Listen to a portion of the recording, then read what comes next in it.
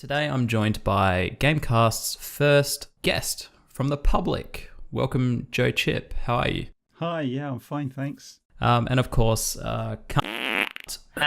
Sorry, I meant Count. I'm good, thanks. So before we jump into it, what have you been up to? What have you guys been doing to keep yourself busy? I've been playing a lot of Cuphead.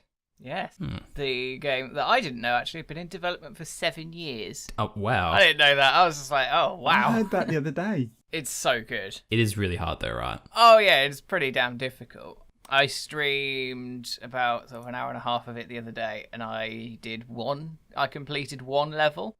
Oh. Yeah, that sounds familiar. Yeah, I completed one level. I tried 3 separate others and didn't do any of them.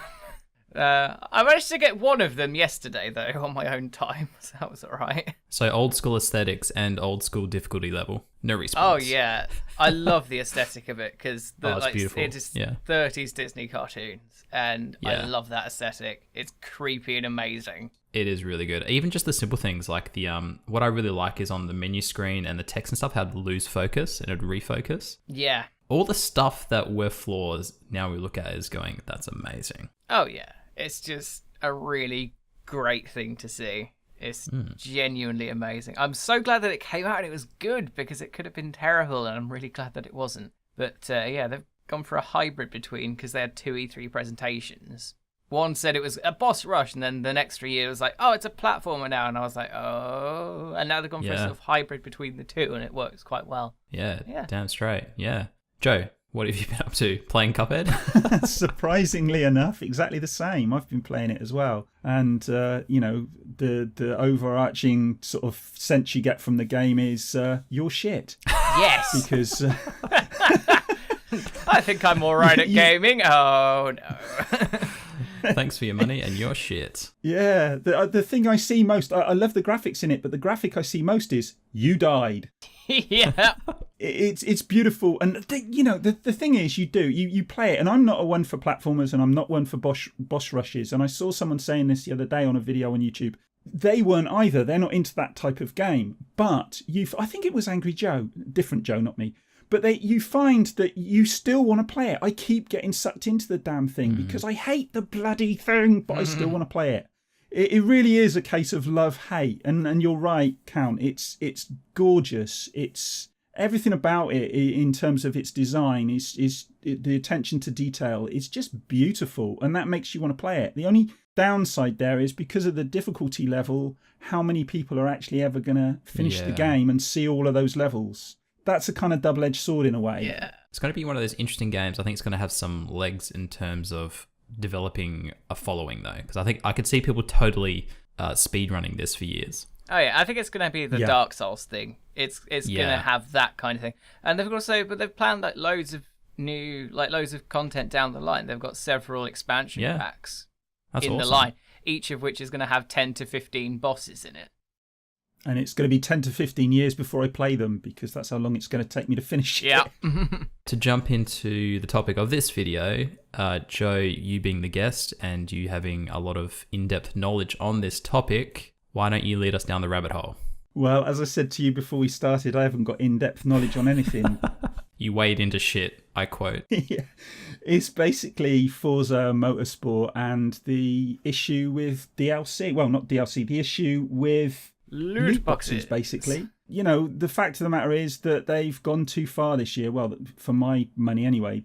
Shall I read you what they actually said in their announcement? Because please. They've changed a few things this year. They actually pulled out some of the stuff that was in the game in order to put it back in for loot boxes. But it's all right, because you're not expected to pay for that up front straight away. They'll add that later on. And this is what they said. Once we confirm that the game economy is balanced and fun for our players out in the wild, we plan to offer tokens, a real money currency that works like CR, as a matter of player choice. Some players appreciate... Yeah, there you go. Some players appreciate using tokens as a way of gaining immediate access to content that may take many hours to acquire in the normal course of play. There will also be an option within the game to turn off tokens entirely. Well, that's all right then.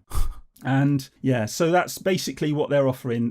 What they're taking out is just to lay it out, in the game in the past, well, I know you've played it before, Sully. I don't know if you've played it before, Count, but you would progress through the game and you could turn off things like your assists. So you could turn off the line, so it makes it easier to play. Just for people that haven't played the Forza games, is you can tailor your driving experience and difficulty down to the nuts and bolts of the game. So when he says driver assist, it means it won't try to pull you in certain directions on the track. You can tailor everything down to how your tires handle on the road, realistic or arcade mode. You can have manual, automatic. They get into the nitty gritty and they're called assists. So, Sorry, Joe, carry on. I just wanted to elaborate. No, that's exactly right. And the beauty of that in the previous games is that you could tailor the game, but also it was a kind of risk and reward thing, because as you made it harder by turning off your assists, you got more CR for playing at a harder level, in effect. And so you could progress quicker, but it would be harder to do so. And so it was a great risk and reward setup. But what they've done in effect is they've taken the CR out of that. So you can still change those assists, but those assists won't make any difference to your progress in the game anymore. The way you progress now is you get loot boxes, and those loot boxes will give you mods, which, like playing a fruit machine, will give you the random opportunity to change things within the game, like the assists that you had before. So they'll alter the weather on the track, they'll alter the assists of the cars and stuff like this, as I understand it. But it's random. So it becomes... The credit system is still there though, right? Like it's just a base amount. So you no longer get extra for making it more difficult, which is the ludicrous thing. So basically they've just clipped your wings in terms of how fast you can progress if you're a seasoned Forza player. Which exactly right. Immediately turned me off if I was a seasoned Forza player, which I'm not. But it still grinds my gears that if I developed those skills, I cannot progress at my natural rate without spending money. And that's the thing, because you're hitting your biggest fans. Yeah, exactly. Which is crazy. It's insane. But why? My question is, why are they doing this? And it's interesting that they're not introducing it as a real money system to start with. So that's coming down the line.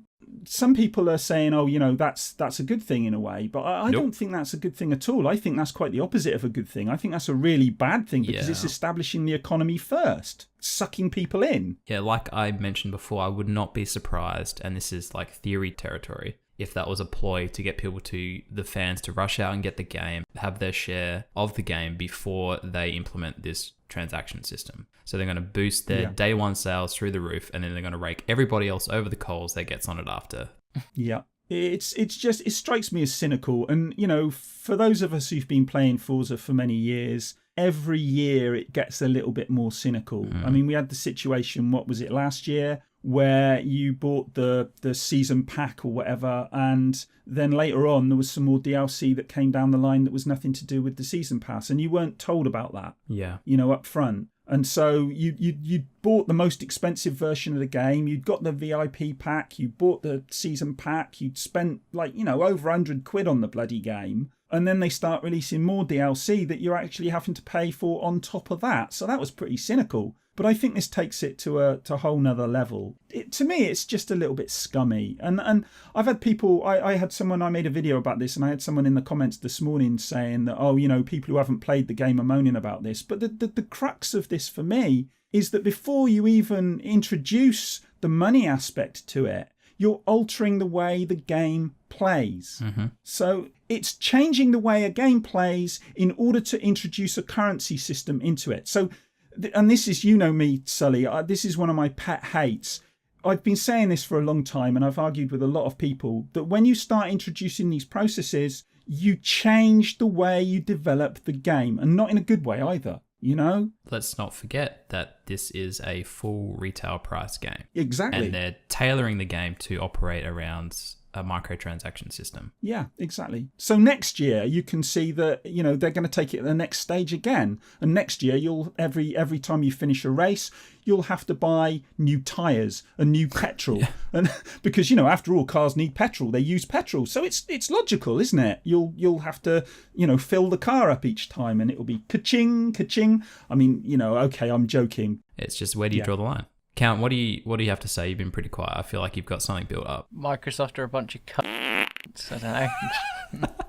That pretty much, yep, let's wrap it. Pretty well covered. Say what you think. Stop mincing your bloody words. That was pretty straightforward.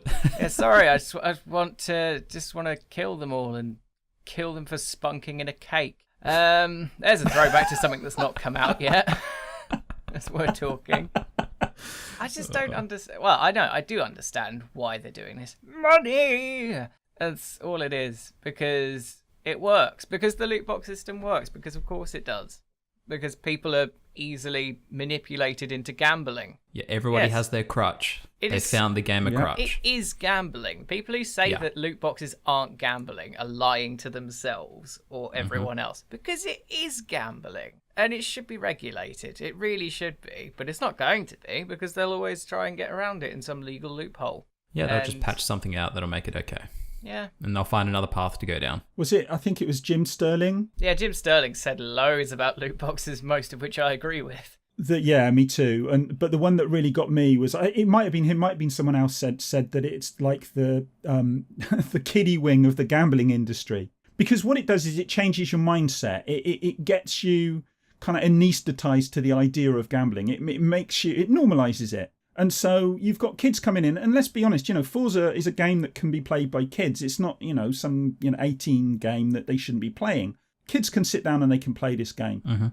And, never mind kids. I mean, it can happen to adults as well. You get sucked into this idea that it's okay to gamble. And you're right, it is bloody gambling. And I've banged on about this so much now, it's getting tiresome. It is gambling, and people don't realise it's gambling, and they're getting sucked into something that they don't fully understand.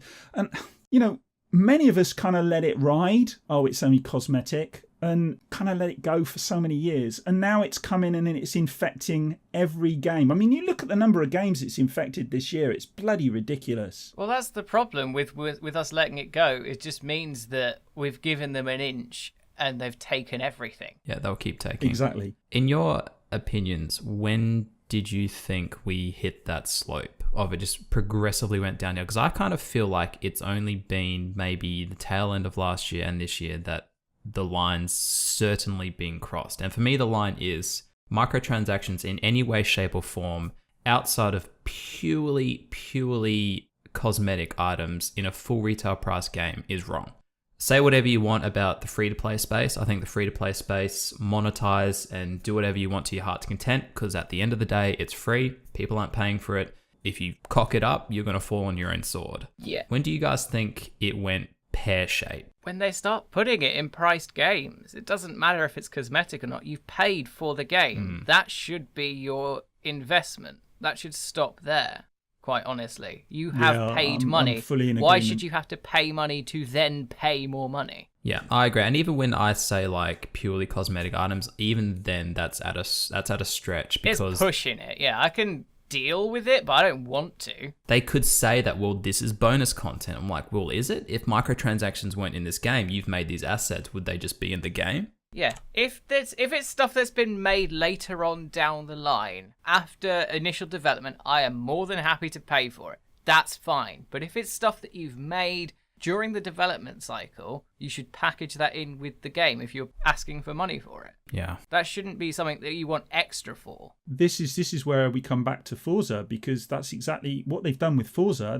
They've actually taken stuff out of the game to reintroduce it as part of these loot boxes. Which is a straight crossing of the line. Yeah, absolutely. I mean, it's not so much crossing the line as it's strapping a rocket to your back and firing yourself over it. I mean, it's utterly beyond the pale as far as I'm concerned. Could have been so many other ways they could have done it, but to handicap literally all the players, and the only way to progress is to invest in these systems is just it's mind-boggling. And let's be honest, it probably wasn't the dev. They probably just had this pushed on them and they had to somehow incorporate some sort of package or system that Microsoft wanted in there, and there's only limited ways they can do it in a racing game. There's only so many gameplay elements and mechanics that they could manipulate.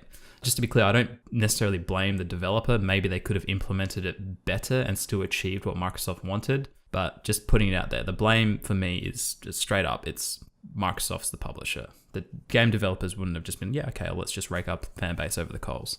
We'd hope not. Yeah, I'm inclined to agree with that. Yeah, that's what I think with most cases of this. It's the publisher, not the developer. There's no excuse for what they've done. I don't think there is, to be honest. You should never think that it's okay to carve your game up and sell us the bits piecemeal like that. Destiny 1. Destiny 2 to some extent as well.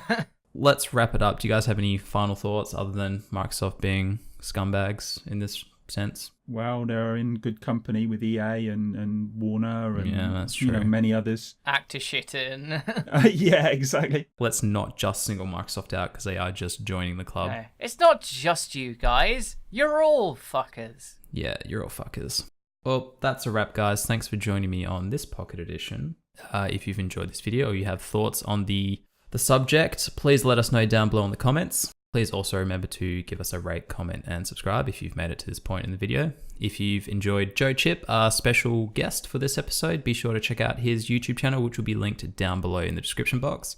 For Count and I, though, if you've enjoyed us, you can find our channel links down below in the description box, and you can also find it on the GameCast YouTube channel, where you'll find a variety of other gaming content in the form of news, reviews, podcasts, and other bits and pieces sprinkled in throughout the week. Until the next episode, guys, have a good one.